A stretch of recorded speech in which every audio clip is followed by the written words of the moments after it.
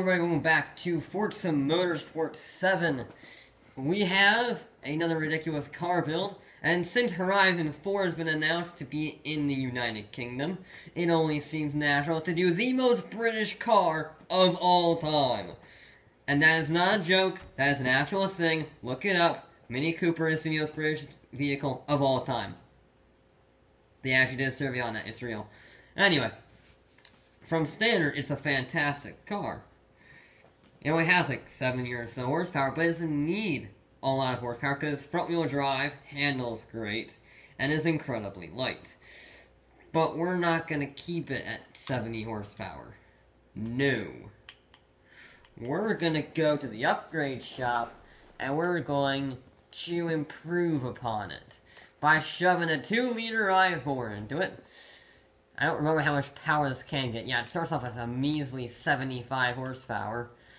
We're gonna put a turbo on it. Much like the superchargers, you gotta go with the turbo. We're already up to 300 horsepower. And as much as I want the rally lights with the bumper, I gotta go with the Forza Aero to have any hope of control. And then as much as I want the hat, I cannot have the hat, because I need the wing.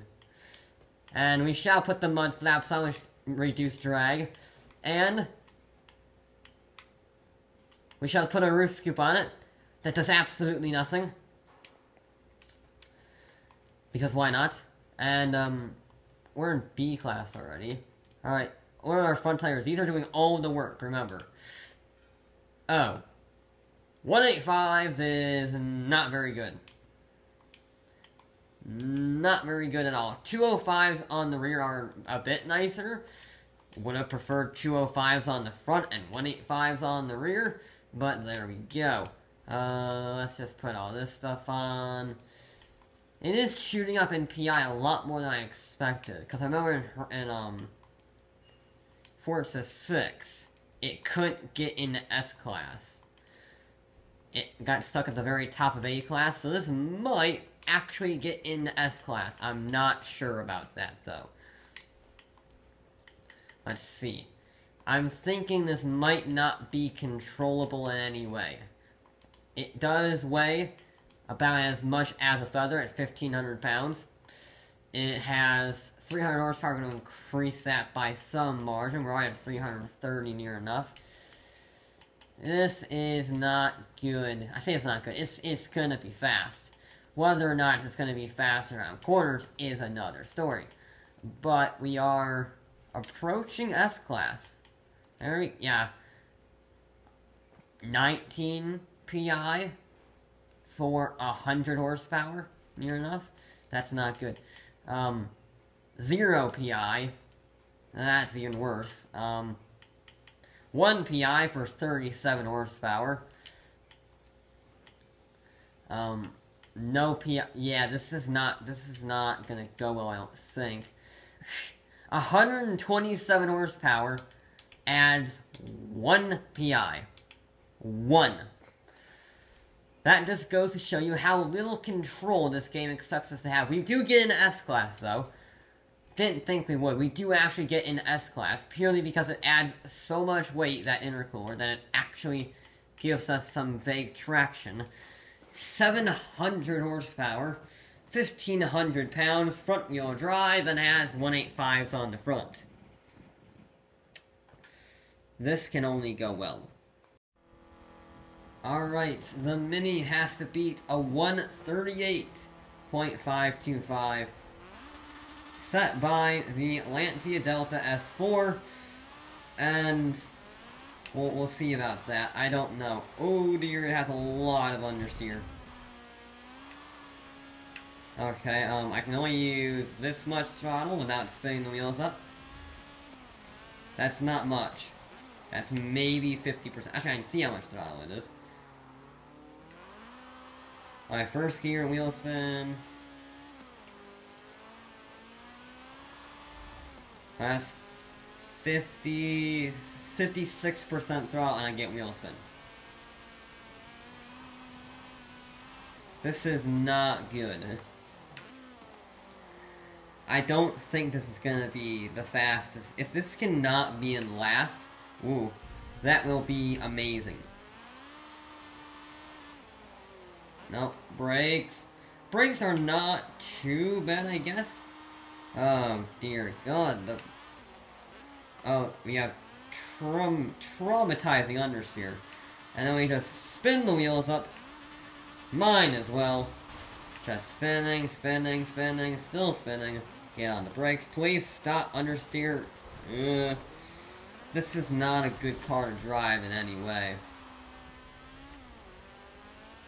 Nope. I'm trying not to be too cautious, but you can't have any throttle. I mean, this is even front-wheel drive with a front engine. So it just has nothing. I mean, just nothing.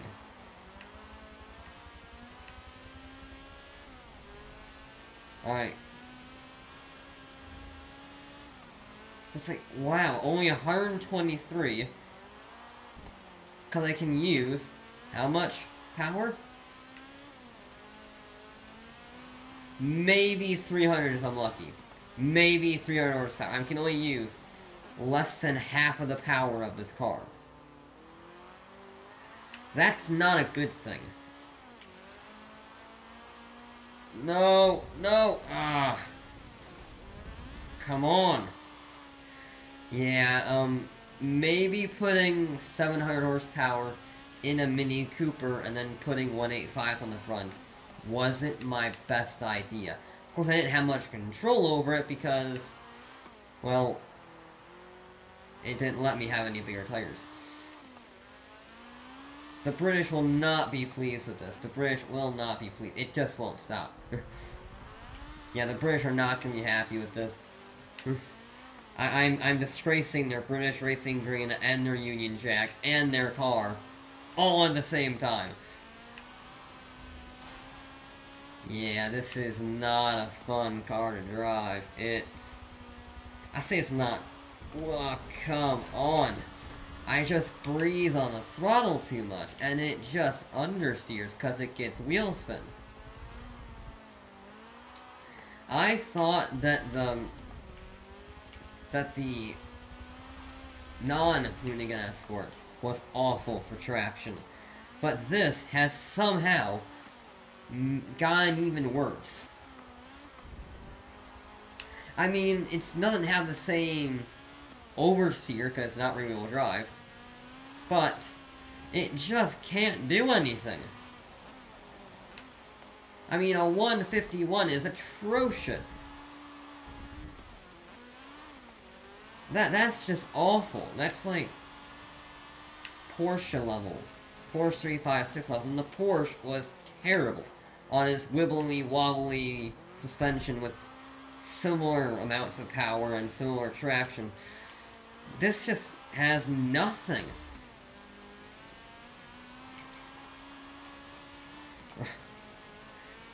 I have not driven a vehicle with this much wheel spin in a very long time.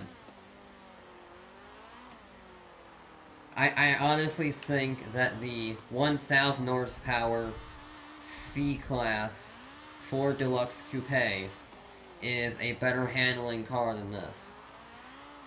At least in the traction front. And that's saying something. Luckily it's not rolling over. I did have a minor fear of rolling over, because it is a relatively boxy car, you know, relatively high center of mass, stuff like that. However, luckily it's not having those problems. Either because it doesn't have enough speed to roll over, it's only going 100 miles an hour down here, which is pathetic, and it can't even stop at 100 miles an hour. And then it can't turn because I get wheel spin. It just doesn't drive.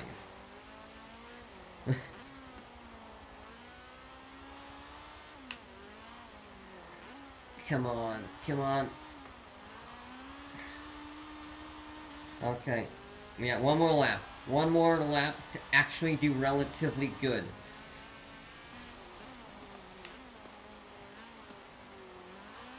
We actually carried 70 miles an hour through there. That's impressive for this car. Come on. Come on. Brakes. Yeah, the brakes are not that good. The car isn't going very fast in these corners.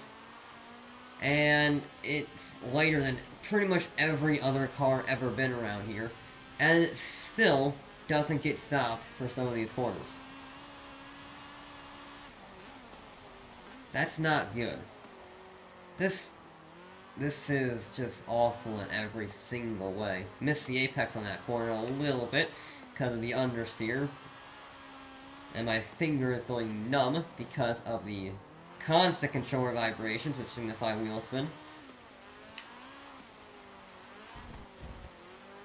Come on, there we go. Use that understeer a little bit to drag you wide to get on that perfect line. No.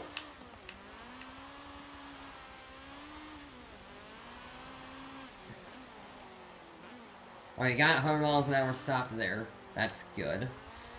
That's a positive thing, getting the car stopped for a corner.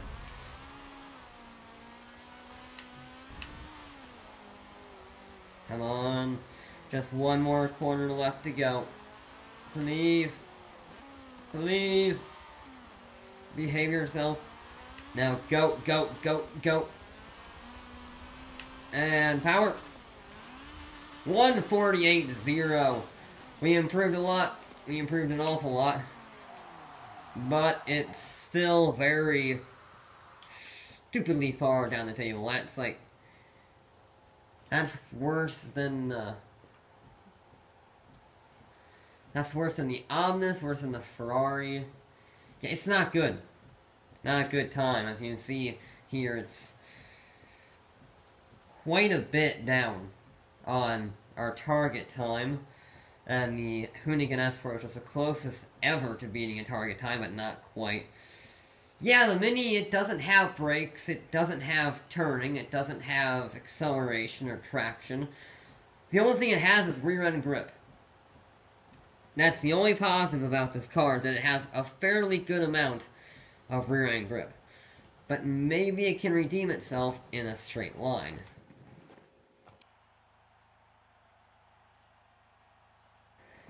Okay, the Austin Mini has to beat.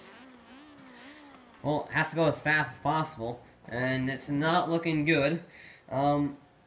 It can only go 190, apparently. This is one of the few cars that actually helped by increasing downforce on the front end. It has such little traction that increasing the downforce actually made it go 5 miles an hour faster. Whoa. That's a first for the series on Forza 7.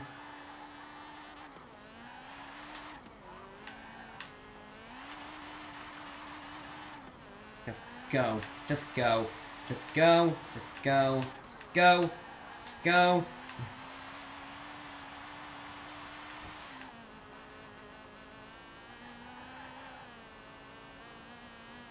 Come on.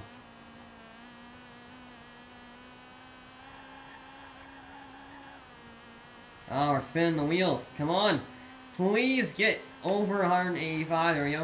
186. 187, 188. Come on. Get to your top speed. 189. 190. Yes. There we go.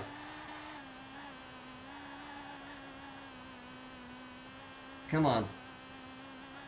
There we go. 190. Can we go downhill 191? Yes, we can. We went faster than our benchmark. Ooh. And we can make the corner. We are still in last by about 8 miles an hour. But we made the benchmark. We beat the benchmark. That is an achievement in its own. No car has ever beaten their benchmark before.